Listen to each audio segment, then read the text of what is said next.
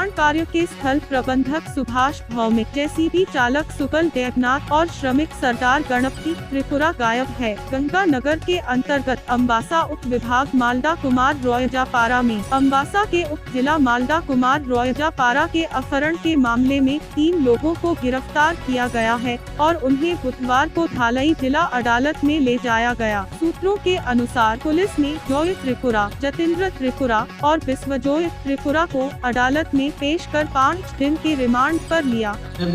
7 तारीख सुबह एक्सट्रीमिस्ट 10 आदमी बांग्लादेश की तरफ से आए और हमारा भीम बीओपी और विश्वास बीओपी दोनों का बीच में एक जगह है जहाँ पे वर्कर लोग काम कर रहे थे बॉर्डर फेंसिंग के, तो वहाँ से अचानक आए और उन लोगों को किडनैप करके लेके गए 3 आदमी। तो कल हम लोग को थोड़ा सक्सेस मिला, हम लोग 3 आदमी को पकड़ा है और हम लोग अरेस्ट भी किया। जो लोग एक्सट्रीमिस्ट को उधर खाना ताना सप्लाई किया और उन लोग को रहने के लिए जगह दिया, वो भी बांग्लादेश साइड में उन लोग का जूम हाट है, वहाँ पे रहने के लिए जगह दिया।